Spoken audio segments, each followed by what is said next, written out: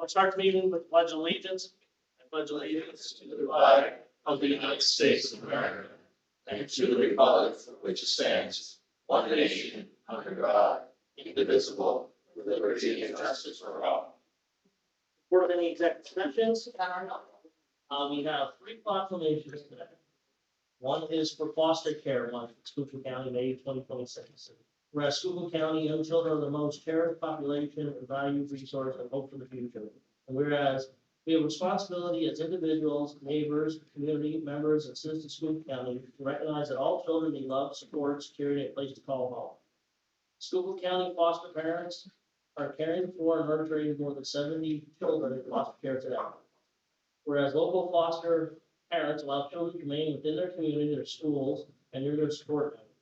And whereas foster parents require and deserve respect and support from the community and from the social service agencies who work with them. And whereas we must continue together as a community to recognize the important roles foster parents play in caring for children and youth who experience abuse and neglect, supporting family reunification, and building strong communities. And whereas during National Foster Care Month, we celebrate all those who have invited their child in need into their hearts and into their homes, and express our profound appreciation for all who help make foster care possible. Now, for their authority, be it resolved that Schuylkill County Board of Commissioners hereby proclaim May 2026 Foster Care Month in Schuylkill County and recognize the hard work, love, time that foster parents give to the children and youth in their care. It's a very important thing to be able to help children that need it in their most desperate needs. So we really appreciate everything that they do and children and youth does to help with those situations. So I don't know who's.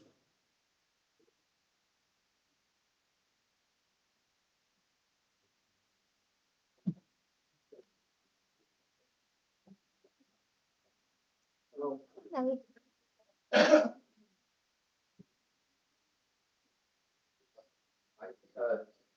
everyone. Today I have Amanda Kowalski with me, Amanda Wetzel with me, sorry, who is one of our foster care coordinators, works with the families that we work with to get them licensed up to provide care, many of whom are members of our community, family members of the children involved. Proud to report that we have about 70 kids right now receiving care here in Schuylkill or neighboring counties. The unfortunate reality is of all those children who came into care last year, only about half were able to make it into our local foster care program. And so there is still a need for more help on that front. And I would like Amanda to describe, because she's got an event planned at the end of this month and arrange for some funding to come in to make that possible, and got a great partner in the community to help sponsor the event at low cost to us here in the county. So every year we have the ability to write into SWAN, which is an agency for adoption, to help us appreciate our local, local foster families in the area. So I was able to get some funding to show our appreciation, but not only show our appreciation for our foster families here, but also to try to recruit new foster families. So May 23rd, we're going to be doing a bowling thing up in hometown at Spare Times. It's May 23rd. Anybody's welcome, because we are trying to recruit new foster families. And there's going to be some of our now foster families that are going to be there to talk and see, like tell people about the experience that they have.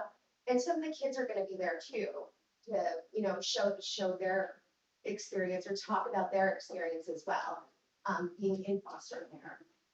The event is free to the public. Yes. Bowling will be on the house for 2 hours, so there will be food and other refreshments. May 23rd, 11 to 1, hometown Spare Time bowling alley. Thank you. Yeah, I'm very proud of this young man. He's a neighbor and a friend from Ringtown. Worked at my farm in high school and college. Every once in a while we get shorthanded. He's full day on a Saturday or Sunday. But the fact that we listened last week to Jay Worrell talk about helping harvesting, that age where the children are preschool, not having enough to eat, nutrition affects their minds, not having a good home life, and being any health either. And the fact that you yourself, Carl, and Amanda, and your whole staff are trying their best to get the kids in the right atmosphere. Having to get foster parents out of the county doesn't work. Having the kids in their local area with relatives and friends is to me is a huge humanitarian effort. I appreciate all you're doing, what you're doing, your staff, and all the volunteers. So God bless you all. Thank you. Thank you, Carl. I know the service comes again at a time when children are definitely affected, that they need to leave their born parents to hopefully go into foster care. I know at the end it's hopefully unification to Absolutely. work that through the program on the other side. But again, the foster parents are something that continues to do love, compassion for that child like it's their own. So it's a great program. We appreciate what you do to help the children, because again, hopefully when they get older and they have children, that things doesn't progress, you know, the same way. And I know that's what you also try to do to make sure that the children are kept very protective, and hopefully they live full lives and have a great family of their own. So thank you. Thank you. Thank you very much.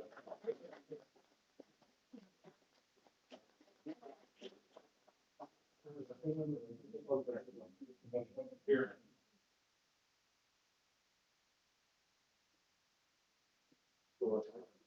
Thank you. Well, I need my glasses for the next one. Oh. We have another proclamation for National Drinking Water Week. Whereas 2026 National Drinking Water Week is celebrated from May 3rd to May 9th, 2026.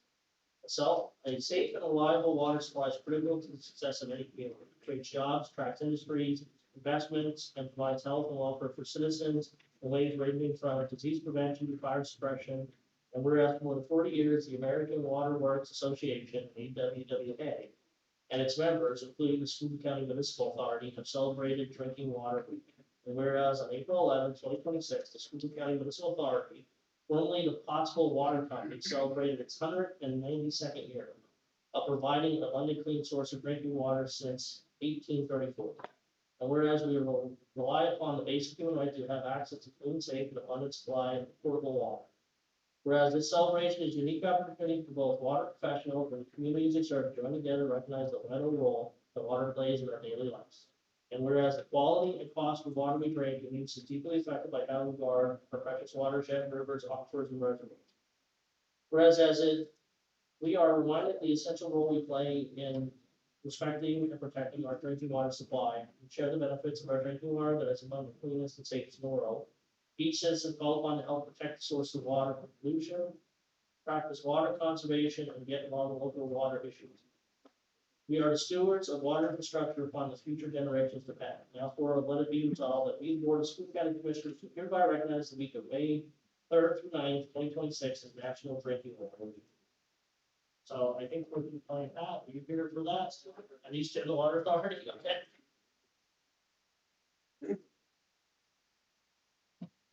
Go ahead.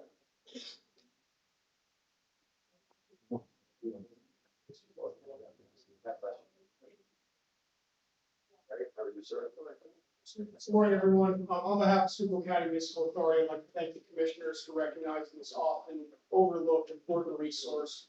We, Schuylkill County Municipal Authority, treat over 5 million gallons of water a day, distributed through 195 miles of underground transmission lines.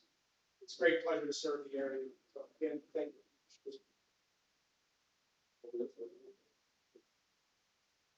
Very good. Water is life.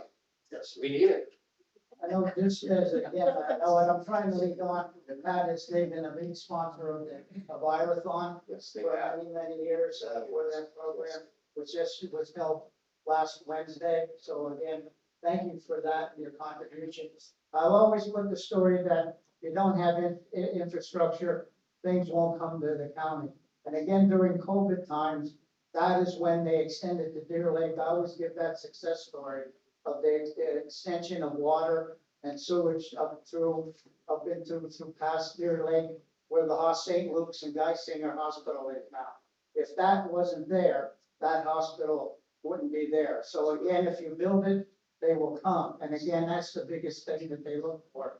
And again, the Schuylkill Municipal Authority has been a great partner throughout the county, building that infrastructure and making sure clean water is there, and also on the exit way out, to make sure it's safe and so forth for all its citizens. So thank you. There's an old Dutch expression, which I can't say in Dutch, only English. Never is the water till the well runs dry. Yes.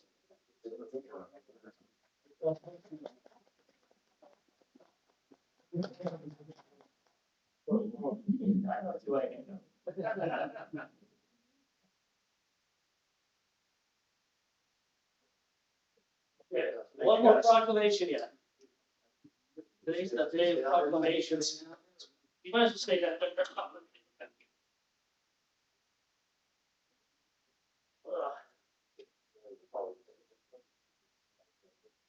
So today proclamation is Correction Employee Week. Whereas Pennsylvania correctional system is the oldest in the nation, evolving from the establishment of the Philadelphia Walnut Street Journal in 1773 and the East River Penitentiary in 1829. And whereas the Pennsylvania system, as it became known, was a leading influence in the development of prisons throughout the 19th century and the forerunner of the modern corrections. And whereas today, Pennsylvania faces continued difficult challenges in corrections with 22 state correctional institutions, one motivational boot camp, one training academy, 2 central office buildings, 7 community correction centers, 22 contract facilities, 63 county prisons and jails. Our county correctional facility houses approximately 22,640 incarcerated people. And whereas the secure and safe operation and management of these facilities rest in the hands of nearly 30,000 trained, skilled, and dedicated corrections officers. They are the corrections administrations, corrections officers, counselors, treatment specialists, educators, clerical support, staff, business administration, and purchasing agents. Personal and labor relations specialists, reentry specialists, social workers, clergy, medical professional, food service specialists, computer technicians, role agents, role supervisors, administrative positions, planners, and research analysis, and skilled craftspeople upon whose skills, efficiency, and professionalism the function of the Pennsylvania correctional system depends on. Whereas although each of these dedicated professionals work in different fields and specialize in specific areas, are all committed to the common goal to secure, safe, and humane operation of our Commonwealth's correctional facilities. Where employees work to reduce future crime through delivery of programs to change an individual's criminal behavior. Now therefore, let it be resolved that we, the Board of Commissioners, do hereby proclaim the week of May 3rd through the 9th of 2026 as Correction Employees Week. And then also, we have a proclamation from the Commonwealth of Pennsylvania by the governor to present also, which I am not going to read this because it is very small. I can't even see it. Is it, who's here for the corrections office?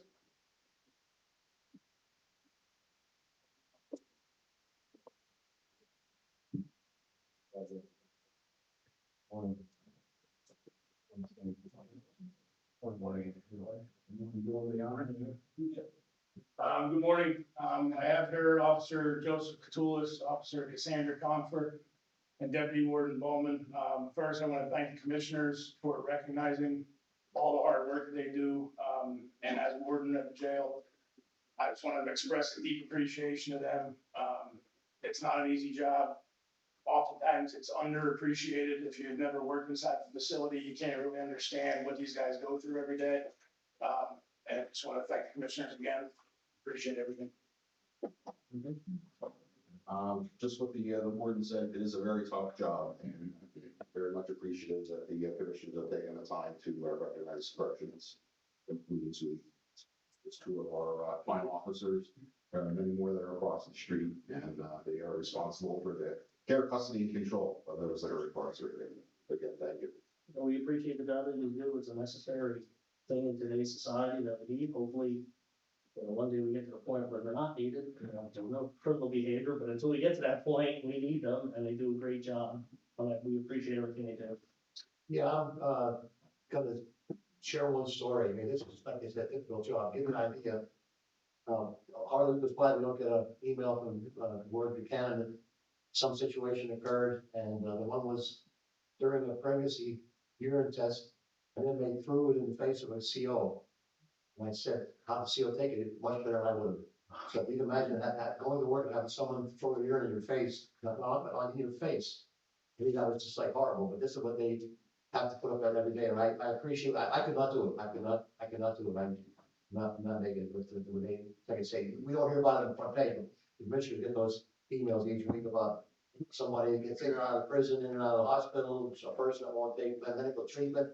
They go from the hospital back to the prison, they won't take their drugs back to the hospital. So this is and there's days when they have people in the hospital, it takes 2 guards in order to take care of them. So this guy winds up having the weekend duty because he's short staff. He has 2 COs going to a hospital. So it's not an easy job, like I said, and I'm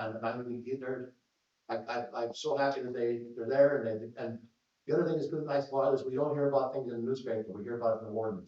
Okay, he's very, very good about being straight with us, what's going on, can keep it ahead of time, so we appreciate that. Thank you, sir.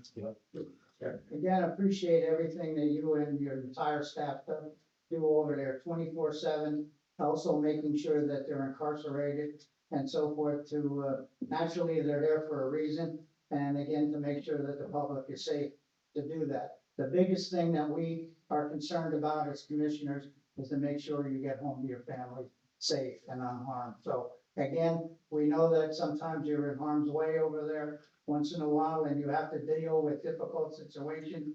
And we definitely appreciate all the work and stuff that you do. So thank you very much.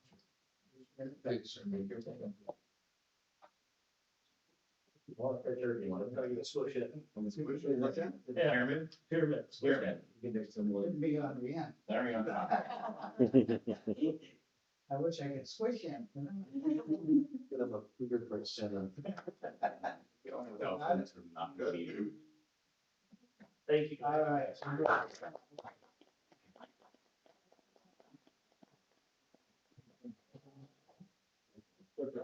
move on to the meeting, public comment.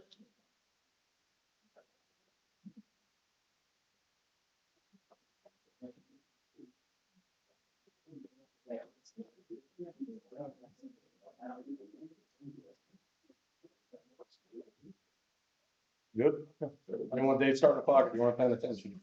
Jeff Dunkel, Palo Alto, real quick. 6 elected officials not here at 9:30.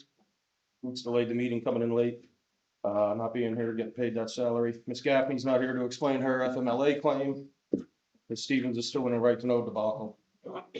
Also, you have an appointment today on the tax assessment, another backdoor deal.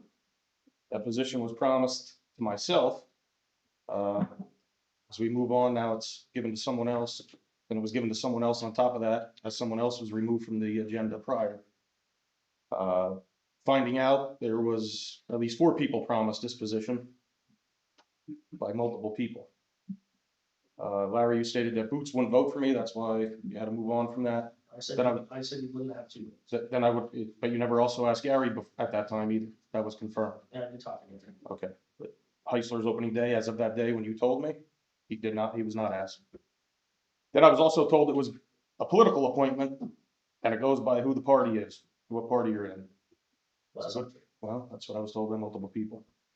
You, Chrissy, Mr. Prudente all promised a position. Again, Chrissy in text messages apologized and said, I'll make it right. It was then tabled. The next person was then taken off of it. Another person put on with it. Larry, you also said it's Chrissy's decision in the office to do what she wants, but now it's political. Jeff. There's more to come on that. Hold on. Okay, stop the clock. So back to Chrissy, those 2 appointments, Mr. Gears, I know, and the other person I don't even know. I just go by what Chrissy wants to, she wants to appoint. And that's what I do. Okay. That's who she came up with, and those 3 appointments to the board. Not a problem. We offered you to stay on the auxiliary board, you declined that, Correct. okay, and I'm sorry, but. Because you were one of the people that stated to I me, did not. go on as an alternate. Yes, you did. I said, Go no, on as an alternate. When one opens, we will put you in there. So it is what it is. It is, trust me, it's- you would not get 2 votes. You're not, okay. I'm just telling you, Jeff. To be honest with you, I don't care. Okay. I don't care. So we'll just move on. I just wanted to expose the shadiness and the corruption. Okay, so we'll move on because a little proclamation here I want to present to you guys. I think it was pretty tone deaf to do a proclamation for National Drinking Water Week, when in fact, we're going to be in a crisis here in the county pretty soon. So on behalf of the people of Schuylkill County, I'd like to read this proclamation off. Schuylkill County is afraid to drink their water week, May 6, 2026. Whereas on the 6th day of May, 2026, the citizens hereby proclaim that Schuylkill County is afraid to drink their water week. Because turning on the tap should not feel like a gamble. Whereas multiple municipalities rely on the Wolf Creek Reservoir as their primary water source, and those residents now face legitimate concerns over the impact of a proposed landfill expansion threatening their supply. And whereas the commissioners of Schuylkill County continue to hold meetings week after week while refusing to directly address the very real concerns of their constituents, offering silence where leadership is required.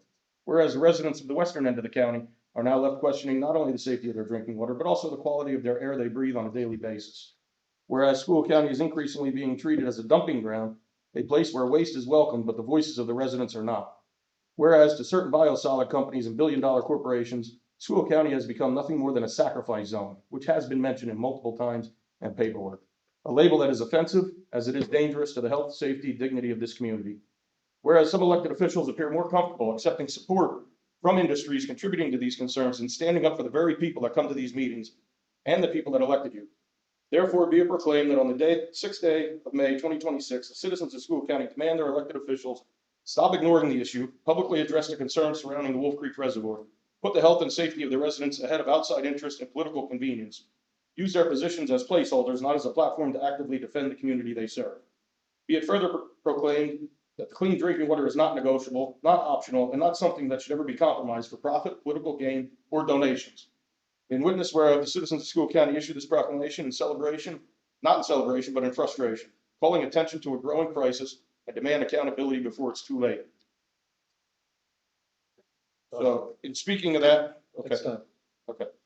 So just stay tuned for the salary board comments, because I'll show how they receive donations from the dumping grounds. Thanks.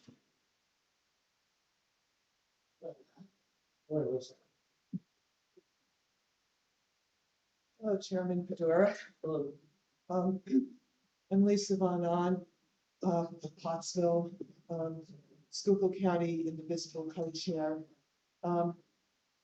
And at the risk of sounding on a broken record, I want to review my request for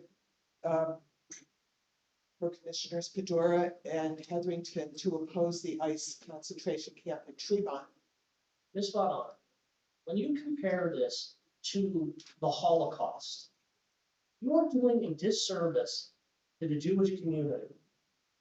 8 million to 9 million people were exterminated and killed, and you compare this to what Germany did during the Holocaust. Well, No, it is a disservice for the Jewish community to compare this to the Holocaust. I would It say is it's not pretty- the Holocaust. I thought we weren't going to argue No. about that. No. You come in and you say you compare it to the Holocaust, and I do believe it is offensive to the Jewish community, because I think if the 8 or 9 million Jewish people that were killed would have rather been deported than killed, their entire families, men, women, and children. So I understand you're against DHS. You have a right to be against DHS. I don't agree with everything DHS is doing, but to compare it to the Holocaust is a disservice to the Holocaust. I am sorry, but week after week you've been saying that, and it just strikes a nerve with me because of what the Holocaust actually was. It is a concentration It is camp. not a concentration It's not, camp. it is not a death camp yet, but it Well, is a it is not. concentration It camp. is not. Um, It is not and the we can Holocaust. disagree on It that. is not the Holocaust. We could disagree on that. And I'm sorry, I'm disappointed that you interrupted me. I give you your time. You will have your time. I understand all three of yours disbelief that such a facility would ever be placed where the water supply and sewer services are already inadequate. But DHS does not seem to be backing down anyway. The Trump administration has already blindsided your inquiries, and as well as those from state and local officials, including, according to him, Congressman Dan Muser, who is, instead of fighting for his constituents, trying to basically sell or soften this abomination. And this administration regime really is notorious for not keeping its word and for negotiating in bad faith. So why would this case be any different? If this concentration camp, and I stand by that term, if it opens, the best case scenario would be, after all the disruptions to the community, it would be left vacant when all the worst of the worst immigrants are gone. Even though now, they're going after people who are not violent criminals or even criminals at all. The worst case scenario would be turning these human warehouses into political prisons for anyone who dissents from this regime's horrific policies. And this isn't from me, this is from Miles Taylor, former DHS chief of staff during Trump's first term. He said, my former department does not need that much detention space to go arrest violent criminal folks who are in this country undocumented. The math only adds up if you're trying to build a police state. The location for this concentration camp is unworkable. I think you all agree with that. But I hope that there will also continue to be objections to it, no matter where it may be. That's it. Any other public comment?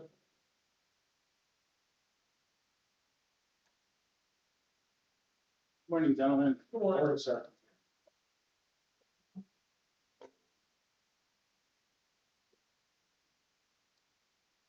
Chris Mosby, Norwegian Township. I politely ask that any comments or replies are held till after my 3 minutes.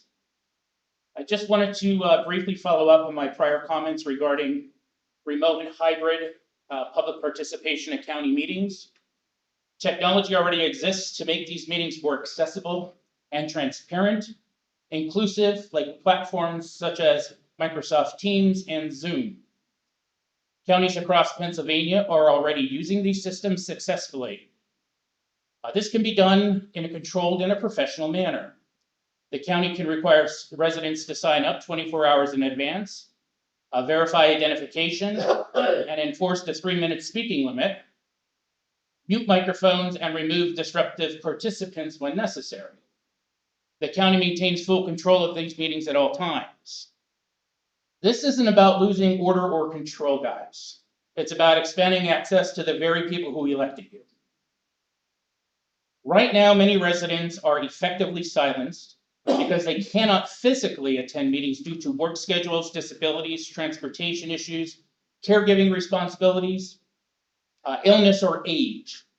A resident shouldn't lose their voice in county government simply because they cannot sit in the room during these weekly business hours.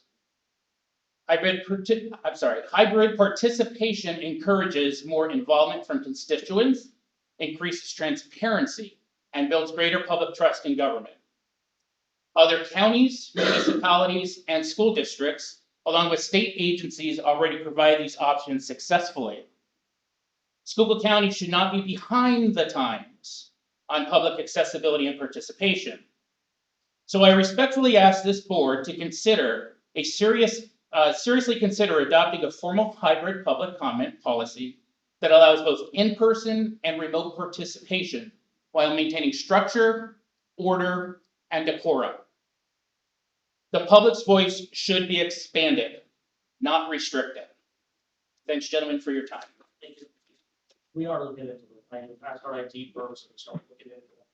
Thank you. Because I know there was issues with COVID, people fake email addresses and all kinds of stuff, so I did ask our IT department. Again, I think it's just super important so that we can get that reach out there to all ends of the community, especially the West End, what's going on there, St. Clair with what's going on in St. Clair and data centers.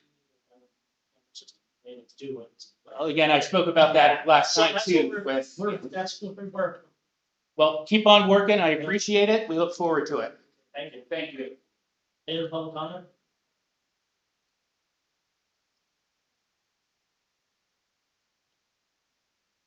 Morning. Good morning. Lara Viscount, Tremont. Given the 3-minute time limit, I respectfully request that I be permitted to complete my remarks without interruption. Back on Wednesday, March 18th, Cheryl Mack presented each of you with a resolution stating opposition to the establishment of the ICE Detention Center in Tremont.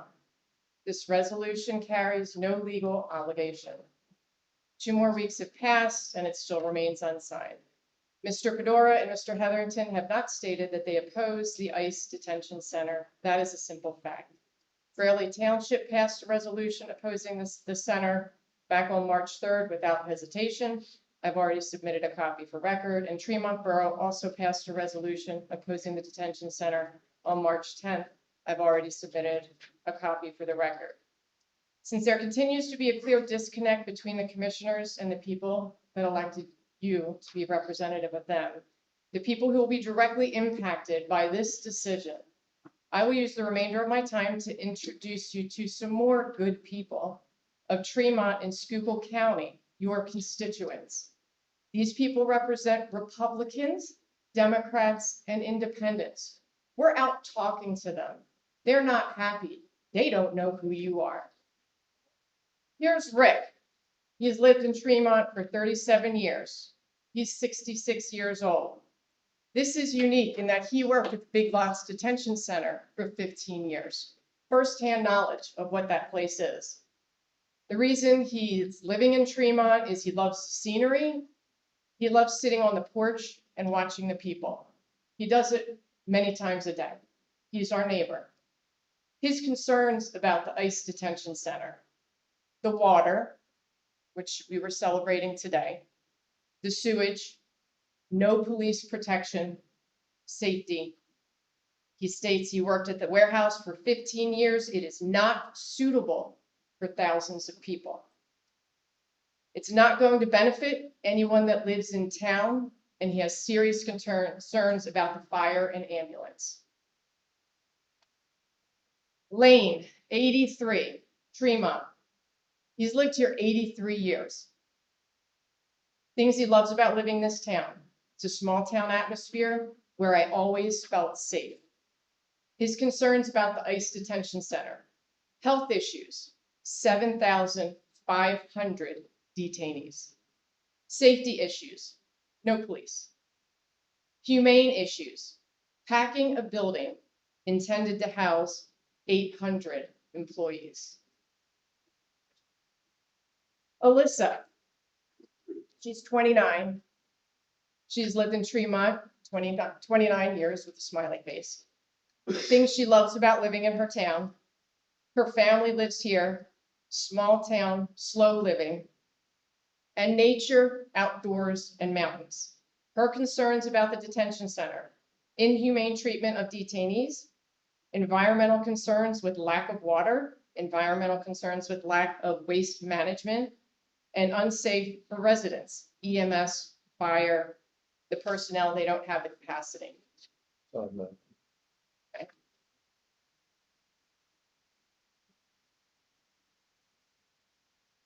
I need the one, sorry.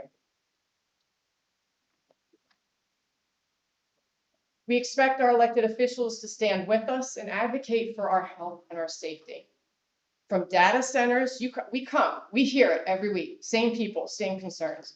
Data centers, landfill expansion, biosolids, detention center. I'm guessing none of these are next to your homes. They're next to ours. And when it comes time to vote, and again, we're talking to people, we will remember who stood with this community and protected us and who didn't. Any other public comment? Good morning. Thank you very much. If one thing I've learned during my 34 years as a magisterial district judge, it's how important it is for kids at risk or the youth to have a support system. So the work that the foster care system is doing at Schuylkill County is incredibly important and incredibly difficult. Pat is correct. Water is life. Water is important, but water must be protected. We have companies coming in here that are putting our water under threat, and that has to be stopped.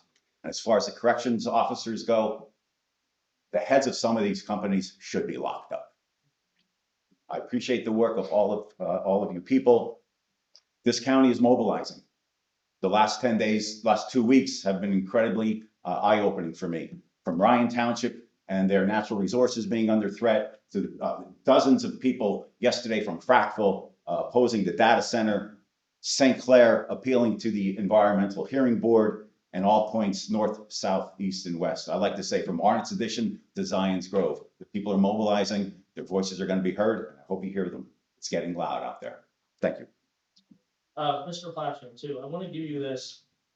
Your objection thing, this was from our solicitor's office about the objections, about standing in the Okay, objections. I'm aware, thank you. Do you realize that Yeah, what the objection was? You asked. I don't want to take up any more time. It's time to move on, but you keep on characterizing. No. Well, this is my 3 minutes. This is my 3 minutes. No, I spoke for like 30 seconds. Hold on, what I want to. I promise them I only I talk. want to address, you make statements that about Earth Day and everything about the county. The county has been opposed to the Bradsville landfill. Your words mean nothing. We need action. We need action. What action, Mr. Plattfield, would you want the county to do? Step What up. legal action? Yep. You misled people after 33 years on the bench. You misled people by saying. You better watch yourself, they- Larry. they- All right, you better watch yourself. They can object to a private land sale. Oh, The a private land sale. You can't That object land, to a private those people got $10 million to reclaim that land. $10 million of land. That's taxpayer right. money Order. that This they're is now not flipping. illegal. They're flipping for $2 million plus tipping This fees. is not- Larry, I didn't come here to argue, I'm not okay? arguing. I came here for my public comment, not to listen to your empty I know, words. that's only you have the solutions. Yep. We are meeting with DEP about these issues. We have the DEP secretary I spoke to coming the here. DEP this morning for a half hour. Well, we have DEP secretary coming here, I spoke to him this morning for the secretary. You did not speak to the the secretary. regional director. That's right. We're gonna have the secretary coming here Good. and we are going to address. Can I go to- Mrs. Porter. can I go to that meeting? No, you can't. Mrs. Porter, Portland gave us the information in an actual intelligent forum to present to them, and we were going to present that to I can't wait them. to see it. And as the west end of the county, we have been addressing this with DEP at the west end of the county for how long?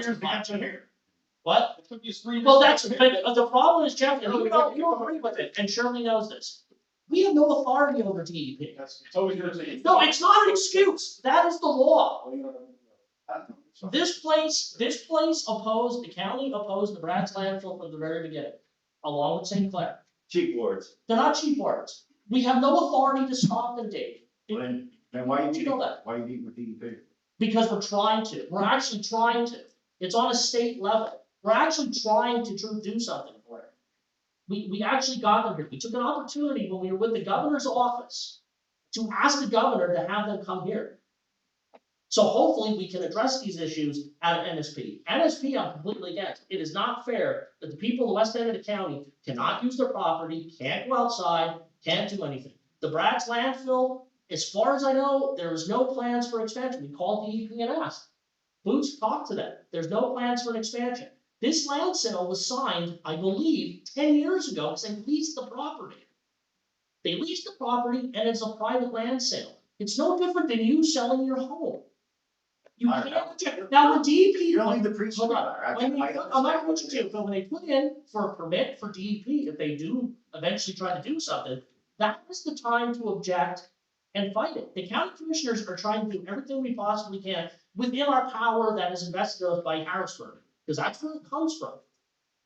You know So the amount of money it costs to fight something like that? they spent $1 million in St. Clair fighting it. Yeah, And but you say was- wait till it gets and there. was- Wait till it comes in and. And were they successful with that $1 million fight, Dave?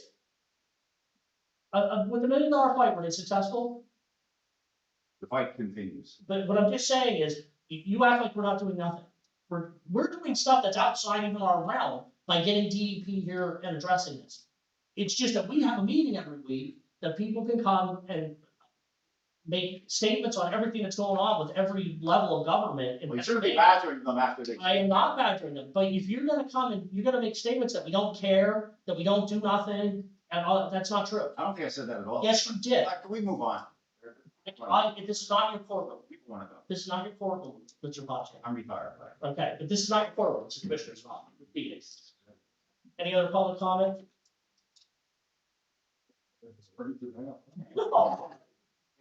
Yeah. Morning, sir. Good morning. What? Joe Wiscamp, Tremont. There seems to be an ongoing theme here in all these issues. We had a proclamation today publicly acknowledging the importance of water. We've been asking for a public proclamation against the ICE detention center. 6 months in, after purchasing the building, they still have no plan. And we have not publicly, from a county level, as long as we're willing to accept this, it's going to keep coming. We're going to keep seeing more of the same. And I know last meeting was a little offensive. Somebody was told that all we do is come up and complain about everything. We complain about the detention center. We complain about the data. We complain about the landfill. All these things have a commonality. They may provide jobs, but at the expense of our water, which we praise today, at the expense of our air, of our quality of life. And we sit here up front and don't really dig in and fight. And being told there's nothing we can do about it again and again and again, then why are you here? We are trying to. We're not against everything. There's a Texas Roadhouse being built. I don't see anyone coming up here speaking against Texas Roadhouse. Bring a Chick-fil-A to Schuylkill County, you'll be a hero. No, what the statement was about was the one person in housing developments against housing developments, against warehouses. I know data centers we're working on trying to get somebody to come in and give a presentation. I'm not saying 100 data centers in Schuylkill County, but you have to look at it. They produce their own electricity and the newer style data centers don't use a ton of water. 3 data centers in Schuylkill County will mean the difference of almost 1 mil of taxes. They could be going to your house. Well, but we are lucky enough in Schuylkill County to have abundant coal lands. Data centers do not need to be on a main highway. They don't have to be next to a housing place. There's enough coal land. They can be off the beaten path completely. The 3 data centers would mean that it would stabilize the tax revenue to this county, that you wouldn't see a tax increase for multiple years. It'll generate 1 mil of taxes that you wouldn't have to tax the homeowner on. So you gotta look at all viable things. Warehouses in the right location, they provide jobs, they pay taxes. You want a Chick-fil-A, you want that stuff? Those kind of businesses help change Schuylkill County's demographic, so we get that. That Texas Roadhouse is coming to that area because southern Schuylkill County, that demographic is starting to shift. And it's a simple analysis, it's accountants. They sit down and they say, is there this median income? Can this area support this business coming in? And they make that decision that can. So that means that demographic is starting to shift. You have to look at everything that you possibly can so we can get increased tax revenue, because honestly, Harrisburg doesn't give us anything. We get a standard amount for our services and have to keep providing them. And the only resource the county has is property tax. That's it. That's the only resource we have is property tax. We have no EIT tax. We have no LST tax. We have no sales tax. Philadelphia and Allegheny County, they reap the benefit of an 8% sales tax. 2% of their sales tax goes into their general fund in Philadelphia County. Allegheny County, 7%. 1% goes into their fund. But the other 65 counties don't have that same benefit. So you gotta look at every option. If they're done responsibly, and like I said, we're trying to get somebody from Penn State Extension that's a non-biased person to give a presentation on the newest generations of data centers. And if they're located in the right areas and they don't have water consumption and provide their own power, they're not an impact on the grid. How does the county say, no, we don't want whole mill of taxation that I don't have to tax on every homeowner in Schuylkill County? If they're done, and they provide jobs. If they're done. That's right. Yeah, And and things done that's- right. And suffering Well, on- and listen, I agree with NSP completely, and with Brad's landfill, we report every time I drive by that we go to Mountain Valley for something, I report the smell. If they can't contain their smell and their stuff on their property, DEP should go after it. And that's what, Brad's current contract is running out, they asked for an increase, and we need to oppose we it. opposed the last permit renewal. It wasn't an increase, it was a permit renewal. Yeah. We oppose that. If they go for anything else, we're gonna oppose it again with Brad's. 100% we are. And the same with NSP. We've been trying to fight with them for how long? I keep telling DEP, if you don't wanna fix the problem, give us the power to fix it. I have asked them numerous times, let us take one of our solid waste guy that we have, let him get trained. So when they have a call, and even for other Brads and for there, if you get a phone call that, hey, it smells, this guy's only 15 minutes away, not an hour and a half away, that by the time they get there, the smell's not there. We have proposed so much to them to try to expedite the reporting process. They won't allow us. So I am going to bring these concerns all up. We have a whole list of concerns from the west end of the county that we're going to present to the DEP secretary when she comes here. We have a whole list on Brad's that was provided by Dr. I can't say her last name, Aaron Portland. She has a whole thing, all the violations, all their things, all the traffic violations, everything. We're going to present that to them. We're trying to do something about it. But Harrisburg won't give us the power to actually fix the situation. And that's what we're trying to do. But we're looking at all options. You can't have a knee-jerk reaction, no to data centers, no to warehouses, no to housing developments, because that's how you keep your taxes down. That's how you don't have to keep. Well, the detention center, I agree completely. Water to the lower end, we're connecting 10,000 Listen, people to our. and these are all concerns, and we said to them, there's no water, there's no sewage, all your concerns that you're bringing up, we have presented to DEP. Now, I talked to Congressman Musil last time I saw him, is trying to schedule a meeting with Brad Mullen. Actually, nobody knows where it is right now, what's going on with this. We did send an email about the county's taxes this year not being paid. We got a response that they're sending it to the right appropriate person to see about that. And we said, what about all of our questions that we have? We need all this stuff addressed.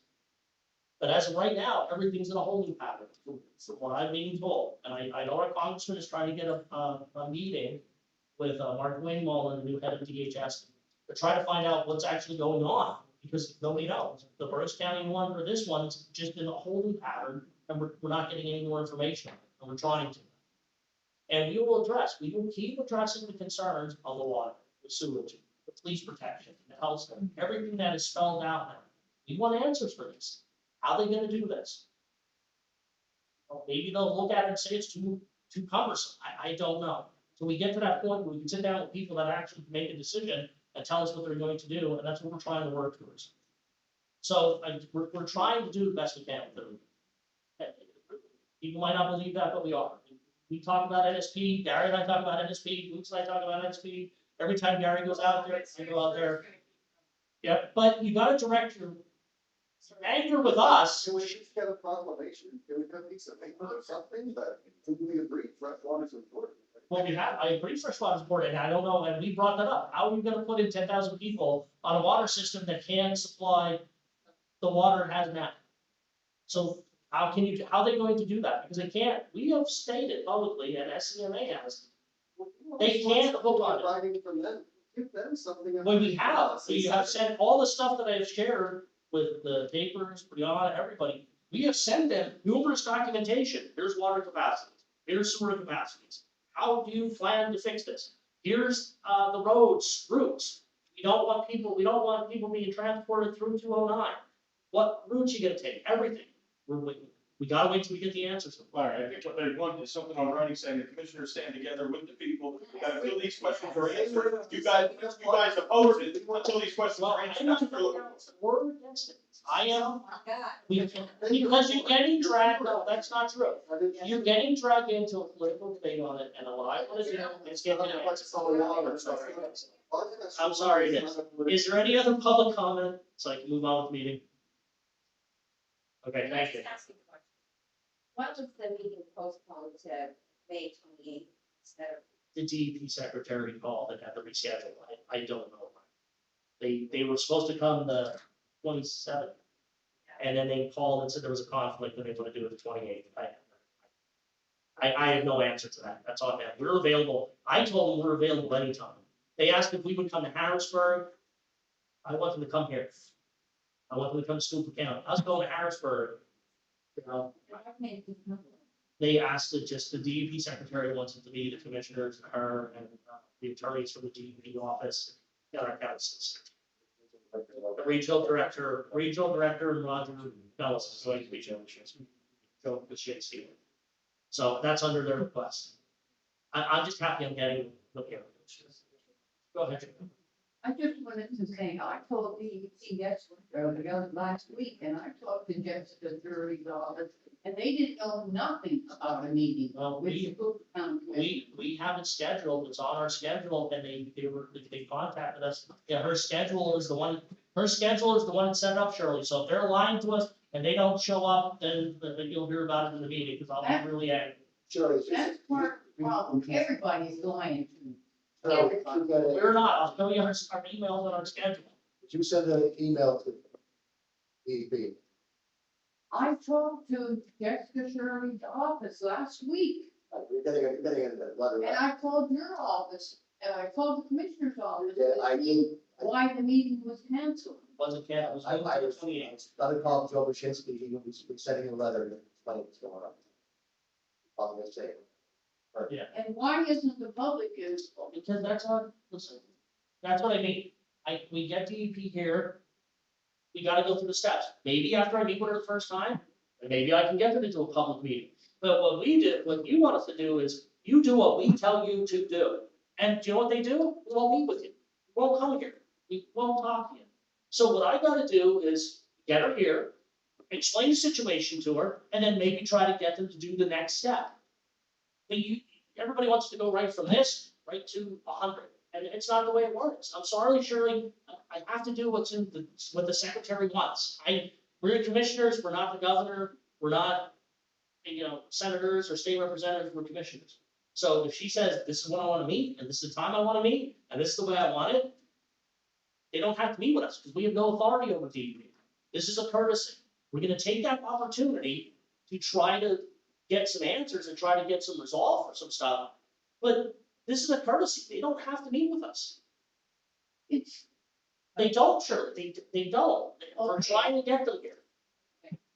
Now, getting a little bit on the ice facility with Bill, aren't you compensated with the Bill organization? Aren't you compensated as the county for taxes and? No.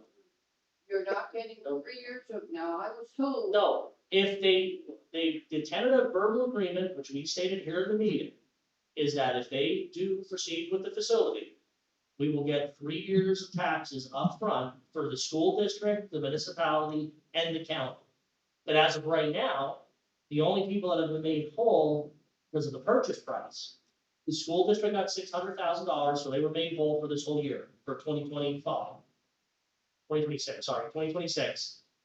The municipality, the township got $600,000, so they're made whole for 3 years on their budget. The county, I think we got $35,000 in processing the deed out of it. We got about $35,000 in processing the deed. And one of my email to them has been, that our solicitor's office has sent, is, well, I don't care if the building sits there indefinitely, the government owns it, you need to make us whole.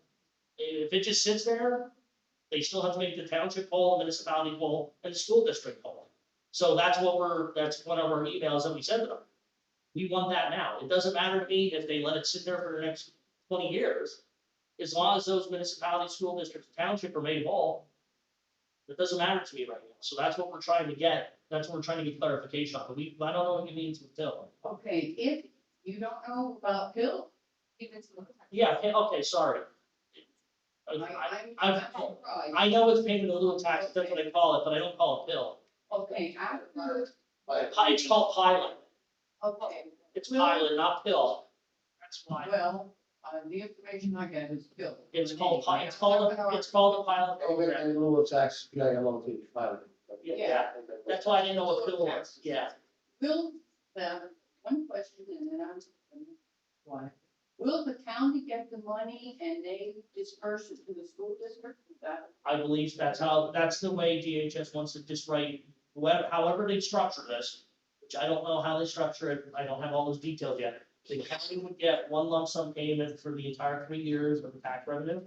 And then we would give the school district, the municipality, and then us. That's what we were told. Because he asked it, how they would do that.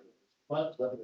There's nothing in writing. This is all verbal, so we're still waiting to see what goes on. Like I said, right now, it's just in a holding pattern. As far as I know, and, every week whenever I see Dan, I bring it up. Whenever I talk to him, I bring it up. Trying to get an answer, trying to figure out what's going on.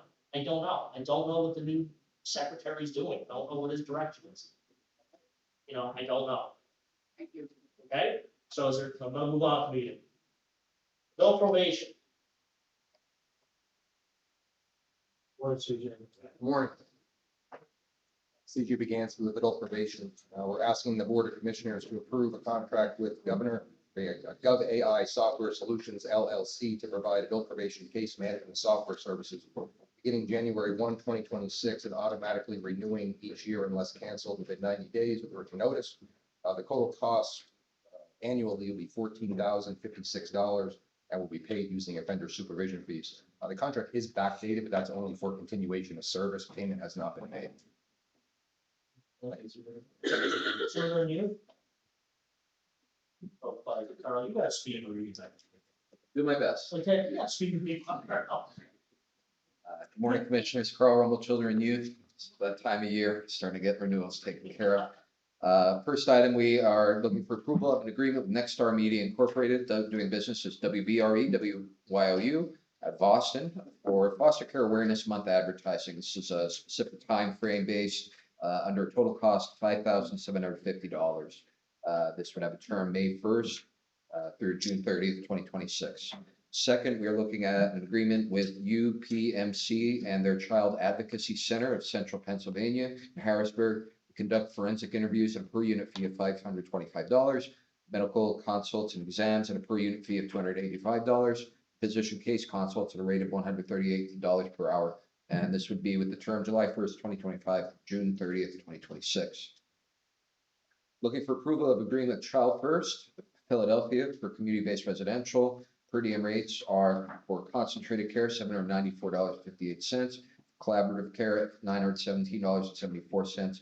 Should have the term April 14th, 2026 to June 30th, 2026. Looking for a renewal agreement with L Bell Properties, LLC of Kutztown This is for lease of apartment unit D located at 1251 Mount Hope Avenue in Pottsville for temporary transitional housing needs, monthly rent $1,100, and a term June 1st, 2026 through May 31st, 2028. Agreement with Visiting Nurse Association of St. Luke's Home Health Hospice of Bethlehem for visiting nurse services with a per hour rate $132.09 until June 30th of this year, and thereafter increasing to $136.03 with a total term April 29th, 2026 through June 30th, 2027. We have two renewal agreements with term period July 1st, 2026 through June 30th, 2027. First is with Jewish Family Services of Greater Harrisburg Incorporated for foster care services per diem rates. For children age 0 to 5 is $117.52. Youth 16 and older is $121.79. Medical needs, $130.07. Intensive foster care at $157.33. They are also offering out-of-county independent living services for one youth in particular, a rate of $50 per 50 minutes of direct service. They also offer out-of-state social summaries, the unit cost of $2,300. Pennsylvania Counseling Services Incorporated of Lebanon offers us psychosexual evaluations at per unit cost of $755, individual or family therapy sessions at a per unit cost of $130, polygraphs at a per unit cost of $450. Finally, we have two addenda, both of which extend the term period under current rates and terms.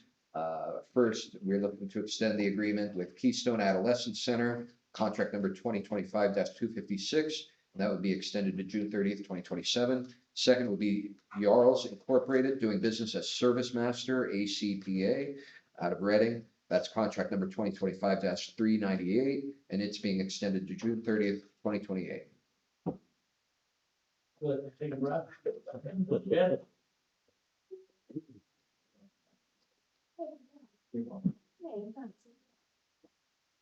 Des Moines Controller's Office has two. Requesting approval to purchase ADP Workforce Now for payroll solution software.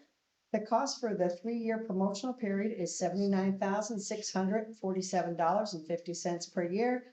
Cost after the promotional period is $143,613.50 per year. Implementation cost on this is $8,300. Total cost for a project 2026 is $87,947.50. My second one is to enter into an agreement with Foster & Foster Actuarial Services, design and implementation of the pension administration system for $18,500 to be invoiced after the system is live. Annual pension and administrative system maintenance and support fee of $20,500. The county will pay $34,656 for the 12-month period beginning June 1st for actuarial services. That's what we are currently paying. The fee will be increased by 3% for each first future year while the agreement is in place. Total cost of this project will be $73,656. And I am not speed reading again. Run it, grant weapons. Try it out.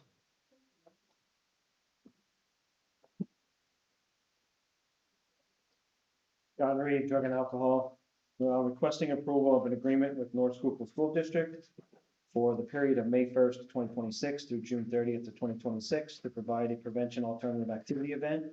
The North Schuylkill School District will be hosting a pre-graduation lunch for their senior class with a contract cap of $2,000.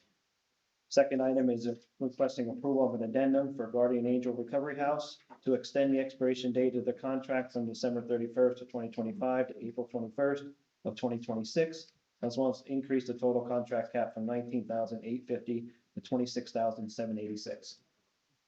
Thank you. Very right. Word, John. Good morning, Commissioners. Cheryl Puss on behalf of grant writers.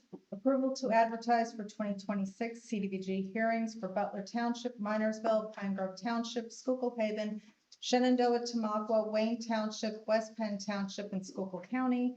Approval of a contract in the amount of $127,320 to M&J Excavation Incorporation for CDBG Stormwater Project in McAdoo. Approval of a revision to the 2022 CDBG program, moving a total of $20,501.22 from the Port Carbon line item. $8,129.94 will go to the McAdoo Stormwater, or I'm sorry, to the demolition line item, and $12,371.28 will move to the McAdoo Stormwater line item. Approval of change order number 1 for $6,900 to a contract with Robert Guzik Demo for a demo at 211 Washington Street, Port Carbon. This will increase the contract from $28,812 to $35,712. This is for repairs to an open wall enclosure discovered during demolition. This one I am requesting immediate approval. Okay, can I have a motion to approve for the change order number 1? Yeah, I'm motion to approve the change order with Robert Goodson. Second, Any question? Commissioner Fedora, Yes. Commissioner Heatherington, Yes. Commissioner Hess. yes, Thank you. Approval of change order number 1 for $13,793.73 to a contract with Arthur Pat Unks Inc. for a demo at Zero Mill Alley, Pine Grove. This will increase the contract from $23,700 to $37,493.73. This is due to radioactive isotope levels discovered at the time of disposal. Approval of a resolution to apply for a grant in the amount of $500,000 for the Home Investment Partnership Program on behalf of Schuylkill Community Action. And approval of 2 resolutions to adopt the following updated plans as required for the Schuylkill County CDBG program. That would be the 504 grievance procedure and the fair housing resolution. Well, I have to know what it's about. The isotope thing was, some guy worked at a plant somewhere, brought the stuff home, it's painted with what's the stuff? Iridium. And so it had to be disposed of for like set off the alarms.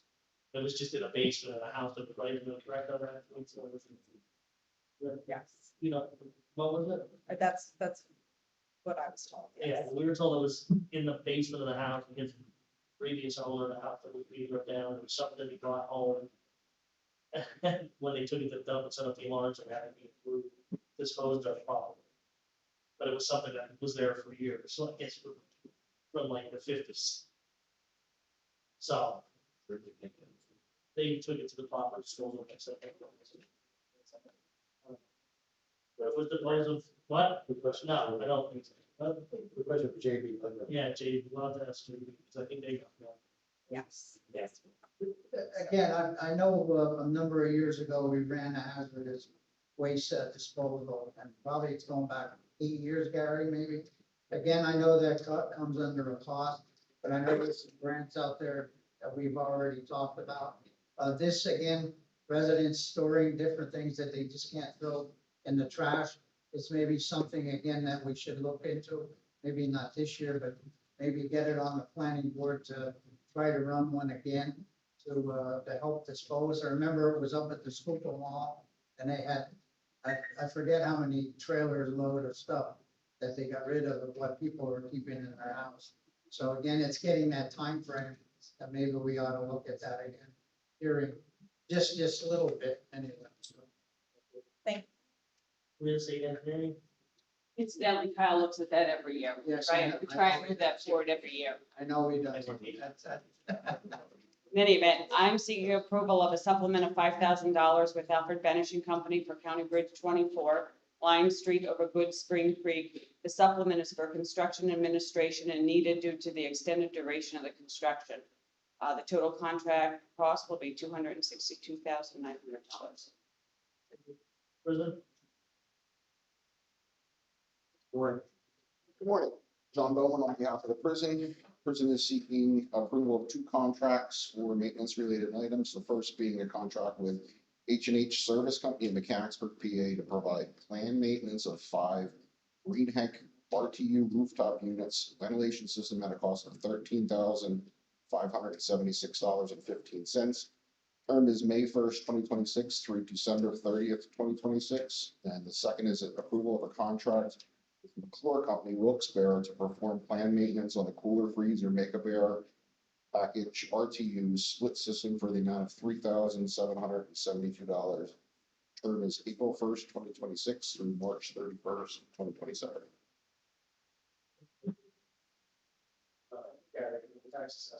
Tax Assessment. Good morning, Commissioners. David Rice, Assistant Solicitor on behalf of the Assessment Bureau. We have 4 items. The first item is approval for Michael Magnotta, Zion Grove, to complete the Assessors Association of Pennsylvania Module 3 at a cost of $20 to be reimbursed to him at the time of completion. The second item is approval to appoint Michael Magnotta, Zion Grove, as an alternate to serve on the primary Board of Tax Assessment Appeals during year 2026 at a rate of $30 per hour while sitting on the primary board. The third item is approval for John Gears, Fractal, to complete the Assessors Association of Pennsylvania Module 3 at a cost of $20 to be reimbursed to him at the time of completion. And the fourth and final item is approval to appoint John Gears, Fractal, to serve on the primary Board of Appeals during year 2026 at a rate of $30 per hour while sitting on the primary board. Tax claim. We're approving the following 2 repository sales, that listed there and involved in the Borough of Gilberton. And the department will previously approved by both municipality and school. Finance office. Now, in the finance office, we have 2 budget adjustments that are posted outside the door. One is listed at $5, service block grant program of $100. We do have 2 supplemental budget appropriations for today, for approval. One is for the wellness court, drug court, and that's to increase the budgetary expense line item by $7,502 for the wellness court and $3,130 budgetary line item for the drug. And motion for supplemental budget 2026, that's really. Motion to approve the budget request. Second. The question? Commissioner Fedora, Yes. Commissioner Heatherington, Yes. Commissioner Hess. Next is the supplemental budget appropriation for the Schuylkill County Records Improvement Fund, and it's more expensive this year, so they're asking to transfer money over to the budgetary expenditure line item, out of $3,666. And motion for 2026 dash 09. Motion to approve the Records Improvement Fund. Second. The question? Commissioner Fedora, Yes. Commissioner Heatherington, Yes. Commissioner Hess. Yes. The last item, we have county administration to approve an advertised bid opening for a comprehensive community and economic development feasibility plan, with bids to be open on June 24th, 2026. Under county administration, approve to ratify the designee approved contract for the month of April, and I ask for approval at this time. Have a motion? So moved, Chairman. Second. On the question? Commissioner Fedora, Yes. Commissioner Heatherington, Yes. Commissioner Hess. Yes. And on behalf of the Agricultural Conservation, approval of an agreement of sale for the purchase of an agricultural conservation easement between the Commonwealth of Pennsylvania and the County of Schuylkill jointly in perpetuity for a total purchase price of $164,040, with the County of Schuylkill's contribution total $65,000. The agreement of sale is for Merlin J. and Nadine C. I Farm. UPI numbers 1006-0033 and 1006-34. 1007-92.001, consisting of 82.02 acres in Eldred Township. Next, approval of an agreement of sale for the purchase of an agricultural conservation easement between the Commonwealth of Pennsylvania and the County of Schuylkill jointly in perpetuity for a total purchase price of $36,360, which the County of Schuylkill contribution is $18,180. Agreement of sale is for the Bensinger et al. Number 2 farm, UPI number 10-10-49.002, consisting of 18.18 acres in Eldred Township. And lastly, on behalf of the Luzerne Schuylkill Workforce Development Board, approval of grant extension for the Luzerne Schuylkill Local Workforce Development Grant Agreement ending in June 30th, 2025. The Commonwealth of Pennsylvania granted an extension to June 30th, 2026. Research office. Good morning, Commissioners. We're asking for a motion for 2 actions of children and youth, and these are for revised start dates for Raymond Margarino and Valerie Vickery. They were approved for a start date of 4/20, which is being changed to 4/27. Also, in human resources, we have the promotion of Elaine Fucci to senior benefits administrator slash investigator. Effective 5/18/26. Administrator in tax assessment. We're requesting the appointment of Chloe Turner as a field appraiser at a rate of 17.5736, effective 5/26/26. And the rate is per union contract. Can I have a motion for the two review the last start dates? So moved, sir. Second. Any question? Commissioner Fedora, Yes. Commissioner Heatherington, Yes. Commissioner. Yes. Also, in the district attorney's office, we have the appointment of Michael Fiorillo as a part-time assistant district attorney, effective 5/11/26. Also, the appointment of Zoe Holden as a clerk, which is an intern, effective 5/26/26, and that will be for 14 weeks. And district attorney, the revised start date of Haley Chico as a guideline supervisor, which was approved at 4/27, being changed to 5/4/26. In the clerk of courts, we also have a revised start date for Keisha Kimmel as a clerk 3. It was approved for 4/20, being moved to 4/27. Coroner's office, we have the appointment of Desmond Bailey as a per diem deputy coroner slash investigator, effective 5/11/26. Controller's office, we have the appointment of Thomas Kearns, unpaid intern, 5/18/26, and that will end approximately 8/7.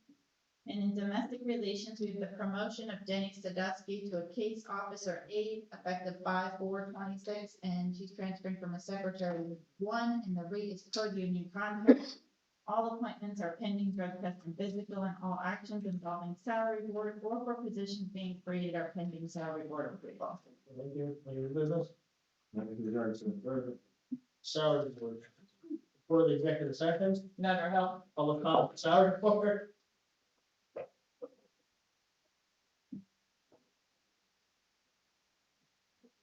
Good morning again, guys. Good morning, sir. Well, it's still gonna be afternoon. for people. I looked at that before I came up here before. Just to double check, yeah. Again, good morning, commissioners. Again, if I can ask you just to hold any response or comments until after the 3 minutes. Something I kind of just want to feed off of what Jeff had mentioned earlier about appointments to boards. And I spoke about it previously, so I want to revisit that issue with you guys regarding the county board appointments and transparency. Because quite frankly, I didn't see any or little progress or anything that's visible on the county website regarding current board vacancies, whether terms are staggered, what current members were appointed, or when their terms expire. That information should not be difficult to find. It should be readily accessible to the public at all times. Without it, the process lacks transparency. And it leaves the residents and your constituents questioning whether appointments are being handled fairly and openly. So I ask, do the boards operate under staggered terms? What is the start date and the expiration date of their terms for each current member? And why is the information not publicly posted? More importantly, where do things stand on a formal policy for board appointments? And at prior meetings, the need for transparent, consistent process was raised. So publicly advertising your vacancies, allowing any qualified citizen of the county to submit a letter of interest establishing clear timelines and term limits. But yet today, we still do not see a policy adopted, a draft policy shared, or even a timeline for which one will be implemented. Residents should not have to guess when positions open or rely on word of mouth to participate in local government. A simple solution exists. Post a centralized, up-to-date listing on the county website showing each board and authority, the current members, the term starts and expiration of their terms, any upcoming vacancies, instructions on how to apply. This is standard practice in many municipalities and it builds trust. So right now, the lack of accessible information, it creates the appearance of a closed process, whether intended or not. So I urge the board today, again, to immediately publish all the current board membership or all the current board appointments and the term data. Provide a clear update on the status of a formal appointment policy And this is the public deserves transparency, accountability, and a fair opportunity to serve in their local government. I thank you for your time, but one thing I do want to touch base on, I think it was, is that Cheryl, Miss Cheryl? Shirley. When you speak of schedule and you say, well, we have it scheduled, and you have a quorum, that is saying about schedule, that becomes public policy. So when public policy becomes under the Sunshine Act, it would almost, be assumed that it would be open to the public. As long as we're not deliberating or debating, Okay, it's not. It's a Okay. Sunshine Act violation.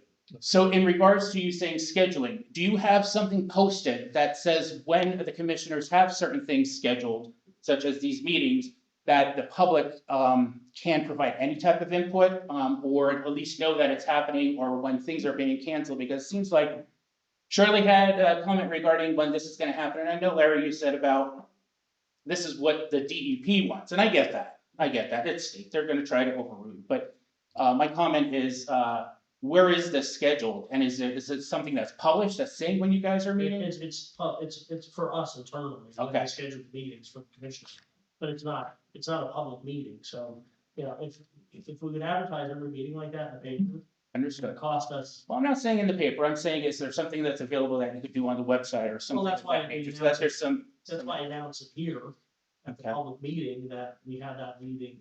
And I think one thing that could be important, I'm sorry to go over, but I think one thing that could be important is, we have all these boards that are appointed to certain things. I think we have some major things standing out to us. There's the Brad's landfill, the West End with NSP. We have the data centers going, et cetera. Maybe consider bringing the public for their input. Maybe forming a subcommittee, so that they could provide input to you guys and also serve as a committee member for those meetings that you're having with DEP. That's gonna build the trust between you guys and the constituents. What we're trying to do with the data centers, like I said, we're trying to find somebody that's not affiliated with any program, not affiliated with any company, to come in and give an honest, and I'm actually trying to set up, to take a tour of one of the the newest generation data centers down in Virginia. Because I'm trying to get the information on it, but as a commissioner, like I said, you can't just overlook the tax benefit of it, so I don't have to tax people's homes. I understand that, and one thing that you said is with that revenue that is coming in, that's going to help alleviate any tax increase for the couple years after that. I get that. So again, one comment would be the Penn State Extension. They offer some That's why I said. great support. Yep. And I've attended some of their online sessions, and it's a good avenue for you guys to look at. That's what we're looking at, and we're just trying to figure out, we're gonna do it in a large public setting, like maybe, hospital, auditorium or something. That would be It's just in the fantastic. beginning phases, we're trying to get, because there's so much information and there's so much real information that nobody really. It's changing every day, It and changes they say that every time they have the meetings, and So I just want all the information. thank you for your time, guys. Mr. Bender, just help me out, our planning board or zoning board, do one thing that is advertising, there is opportunity for public comment, right? That is correct. Yeah, and our planning board, zoning board, they meet monthly and they public comment, people can participate in those meetings. They're advertised. They're advertised. I think all of them. And then when the appointees, do we have a Yeah, list of the I- appointees? So maybe that's something to kind of just look into, so. I appreciate that we can spend the time with some public comment on those two boards. Thanks, Boots. Okay, thank you. Thanks, Larry.